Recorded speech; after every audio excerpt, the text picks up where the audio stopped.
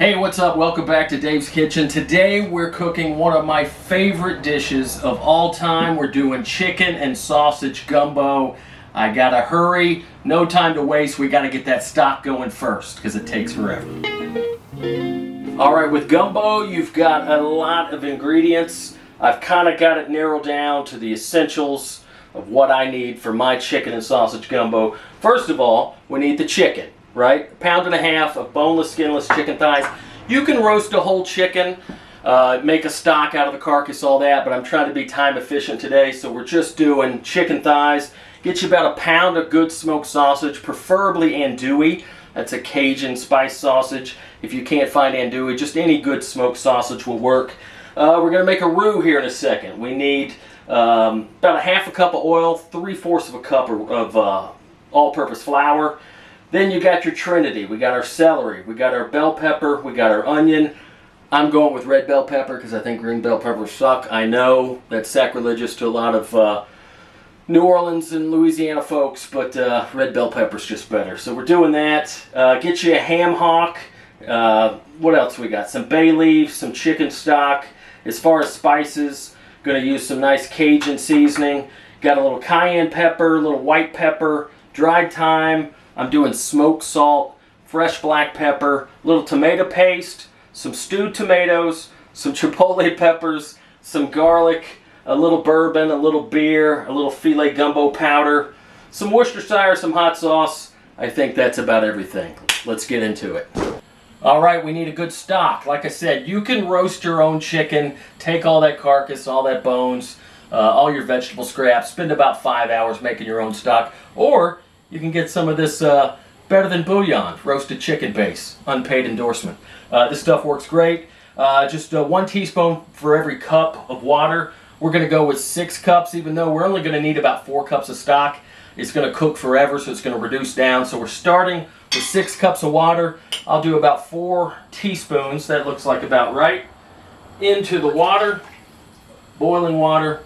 And then a nice ham hock. This is going to give us a bunch of good smoky pork flavor. Chicken and sausage gumbo. The stock should be chicken and pork as well. So we're going to get a lot of chicken flavor, a lot of pork flavor, and we're going to let that simmer. Bring it to a boil, then let it simmer for as long as you can go. So I would say minimum 3 hours on this stock. Get that going while you prep everything else, and by the time you're ready to add the stock to the roux, you'll be ready to go. Alright, now gumbo obviously is a Louisiana thing, but there's Creole gumbo and there's Cajun gumbo, and a lot of people don't know what the difference is, including myself. I know a little bit about what's going on. With Creole gumbo, they will use, if at all, sometimes they don't even use a roux, but if they do, they'll go for like a kind of a tan, caramel colored roux, where Cajun gumbo really strives to get that dark roux, kind of that dark chocolate, or some people have described it the color of a penny, and that's what we're doing today.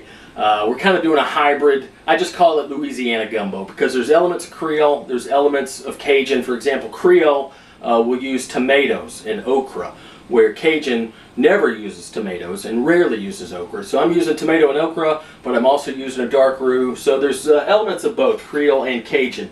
Now there's a lot of different ways to make a roux. My favorite way is just oil and flour.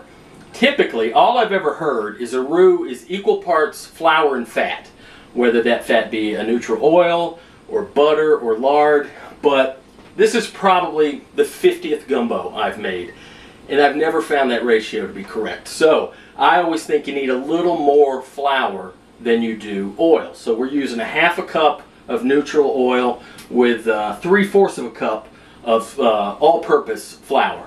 Now, as you probably know, once you start this roux, you cannot walk away from it for more than 5 or 6 seconds, because once it gets going, it needs constant stirring, because this flour is very delicate with all this heat. If the flour burns, if any of the flour burns, it's going to kind of impart a real acrid, burnt flavor to the roux, and it just destroys the whole dish. So once this thing burns, you got to start all over. So we're going to start off at about medium heat, and about every 10 minutes we're going to lower the heat just a little bit. Now, some people, we got chicken and sausage going today, right? Some people will sear the chicken and sausage in the same pot first. That way we can get that fond, get that animal fat and use that in our roux. The only reason I don't like that is when a roux starts to burn, you'll see little black specks start to kind of flake up, kind of like pepper. All right, so if I've got nothing in this pot to begin with, I can detect if I see a black speck or fleck or whatever you want to call it, oops, it's probably burning. Now, if I've got all that fond from the chicken and the sausage, that's in there, and while that might taste good, I can't tell if that's burnt flour or if that's just fond. So I'm starting with a completely clean slate, clean Dutch oven, half a cup of oil, 3/4 of a cup of flour, and you want to take a look at this. This is going to be nice. Here we go. And you want to add it slowly. You don't want to just dump this whole thing in there because that's going to create lumps. So I'm going to be here for about an hour, and like I said, get everything prepped ahead of time. Get your veggies prepped, get all your spices prepped, obviously get that stock going, because once this starts, you really can't do much else.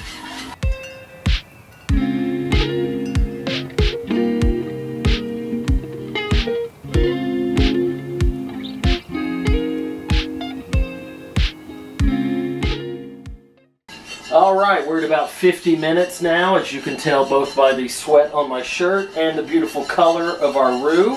I could probably go a little longer, but I don't want to risk burning it, you know, what with cameras involved and everything. Now, we're going to add in our Trinity, our onion.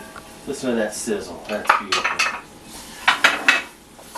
Our red bell pepper, feel free to use green if you like a lesser pepper. And our celery. We're just going to saute this. Look how it's just sucking up that roux, actually making it darker. But we need to let this sweat for about 5 minutes.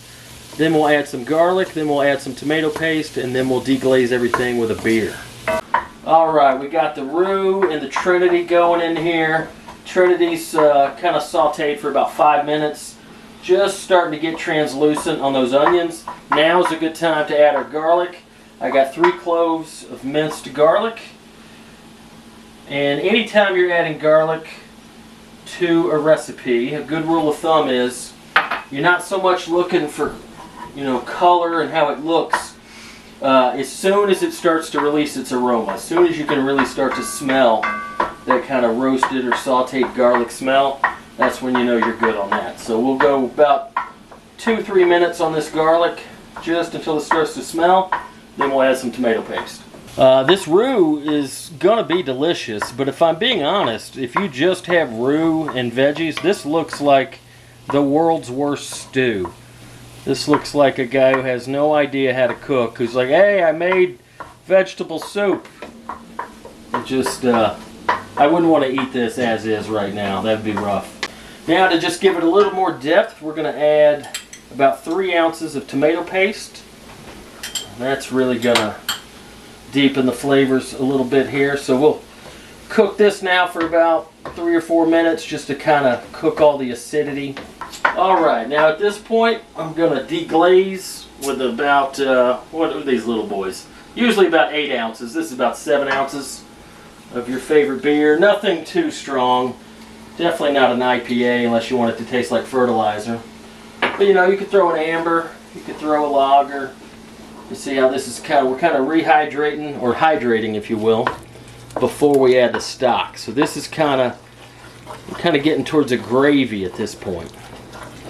Alright, now it's time for the stock. You can see here, we got our nice chicken stock with our ham hock in there. That's nothing but chicken and pork flavor. And you know, when it's simmering with that ham hock, you're going to get some little bits of whatever. So I always like to strain it. So we'll just go right to the sieve in the pot. But yeah, there we go with that. And now let's do about 4 cups of chicken stock.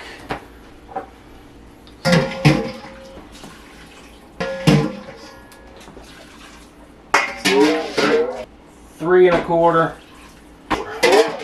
So now we've got the stock going.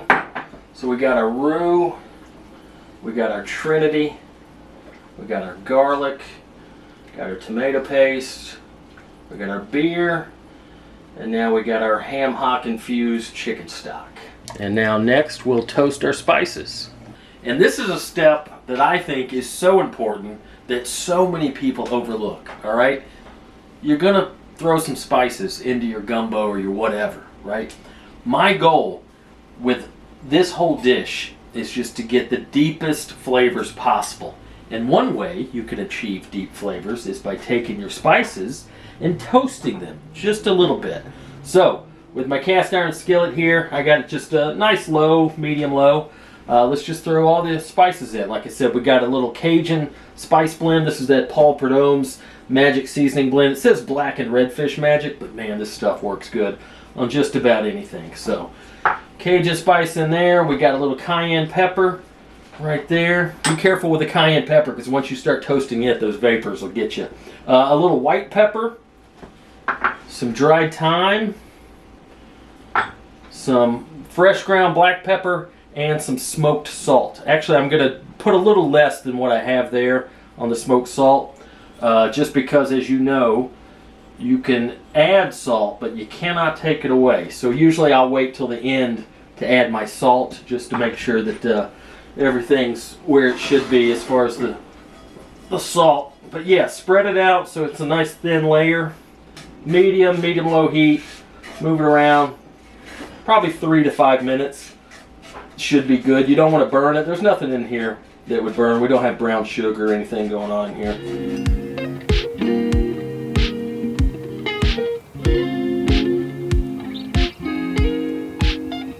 Alright, what's the reoccurring theme with all my cooking, especially with the gumbo? Deep flavors. Can't get enough deep flavors. And one way I impart deep flavors into my gumbo, into my chili, some of my other stews, is I'm trying to get some umami going. You know about that umami, that I don't know what's in this, but there's something drawing me to it and I need more. Well, the way I get some umami in my gumbo, and I also do this in my chili, sardines. I know it sounds weird. I know it might even sound gross, but just enough to give us some umami, but not enough to where you can even taste it. You're not going to be able to taste the fishiness, but it is going to give some umami. So let's go in with maybe 1.5 whole sardines into the blender, right? Another weird thing, chocolate, dark chocolate, 90% cocoa. We're going to do about 2 ounces of dark chocolate. Actually, that's not going to go in the blender. We'll do that later. But a couple of chipotle peppers into the blender. There we go. Love the chipotle peppers. Half a can or about 7 ounces of stewed tomatoes right there. And then a 1/4 cup of your favorite bourbon. So this would make a disgusting smoothie, but it's going to impart some great umami into this gumbo. So we got a blender with sardines, stewed tomatoes, chipotle peppers, and bourbon. So just give it a quick blend. Then right into the pot.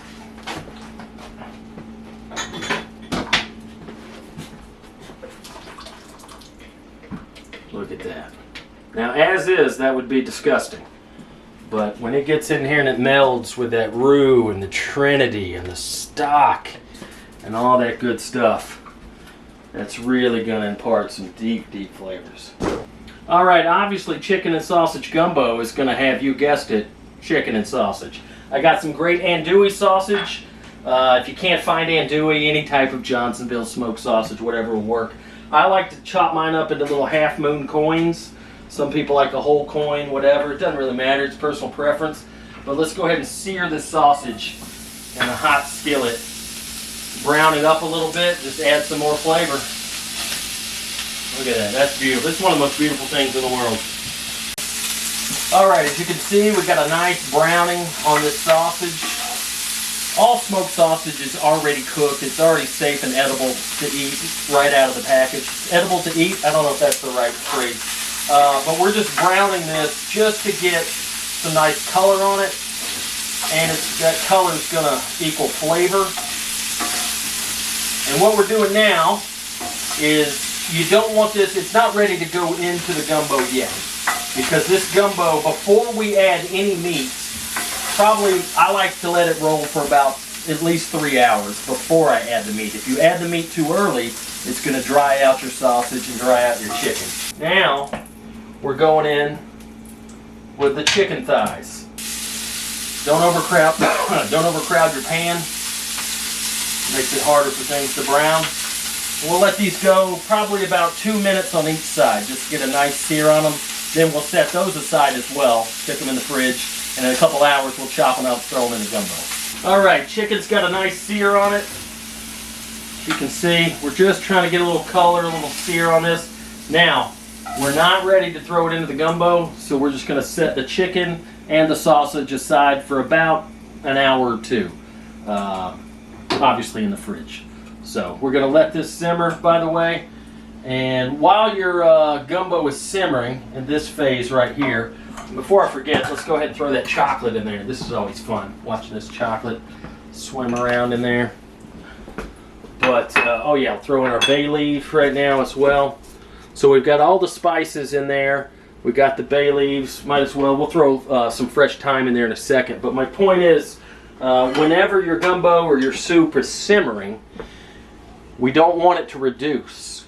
So if this was something that we were trying to reduce, a stock or something, you'd leave the lid off and let that evaporate. But we don't want to lose any of this. So when it's simmering, all right, time for the okra. Now in gumbo, okra is essential in that gumbo translates to the word okra. I believe in its origins from Africa. Gumbo equals okra, therefore okra goes into my gumbo. Like I said, some gumbos don't use it. Again, flavor and a thickening agent. Ideally, you have 3 different thickening agents in a gumbo. We got the roux, we got the okra, and then we'll put some filet gumbo powder on at the very end. But okra is my favorite vegetable. It's out of season right now. It's in season around June, July. Just get some frozen cut okra. And now I know what you're saying. A lot of people are like, oh, okra's too slimy. Here's how we get rid of the slime. Look at that. A little oil. And we're just going to saute this for about 5 minutes. And a lot of that slime will reduce down and evaporate. Alright, like I said, these chicken thighs, they've just been seared. They're not properly cooked.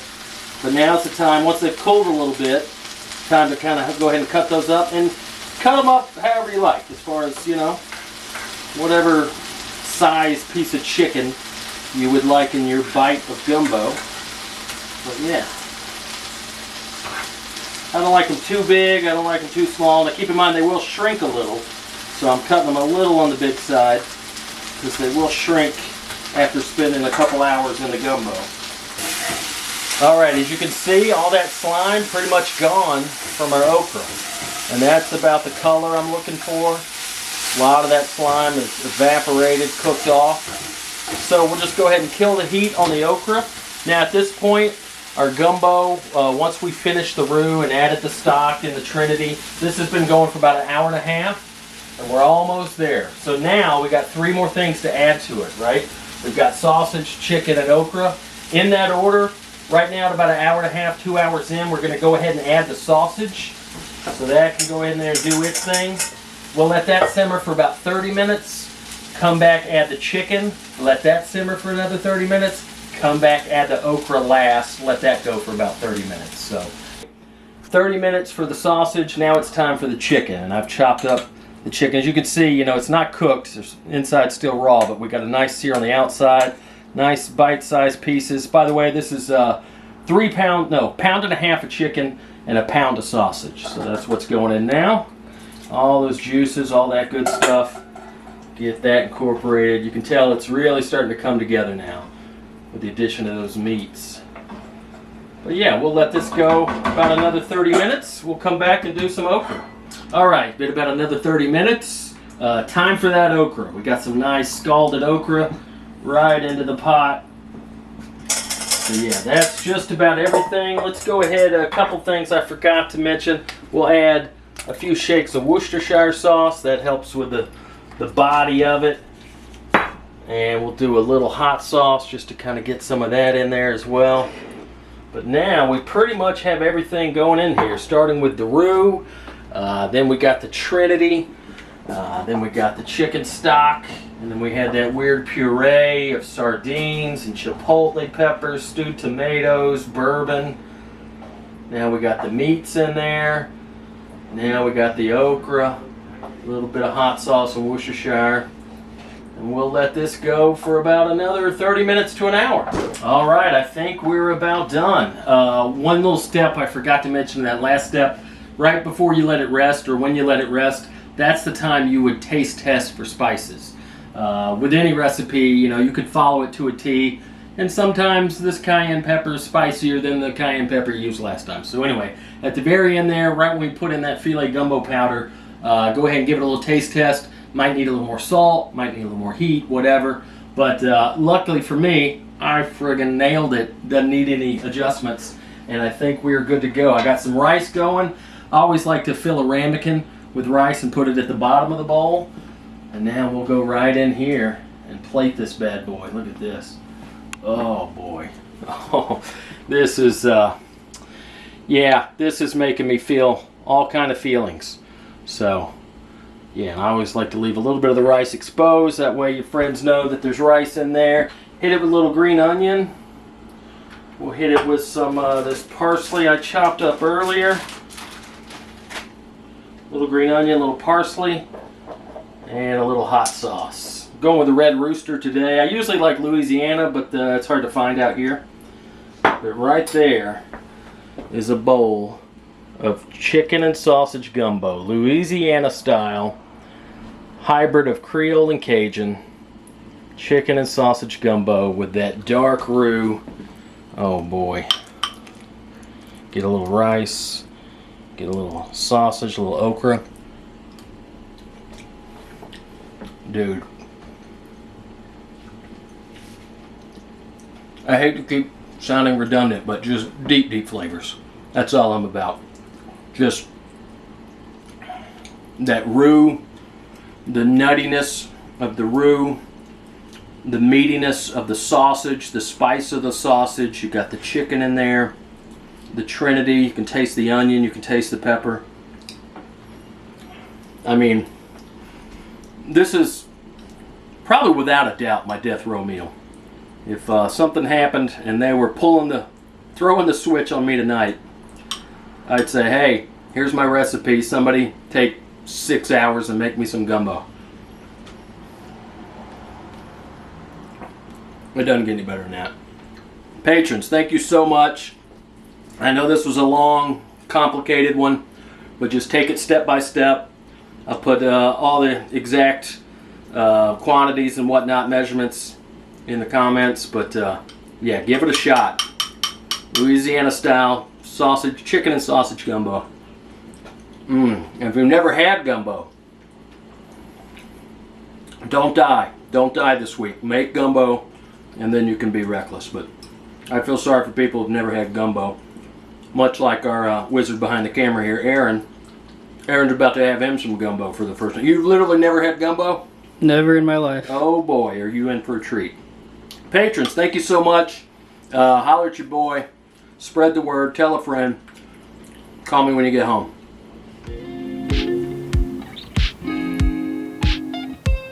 Oh, Lord, yeah. Okay, thank you.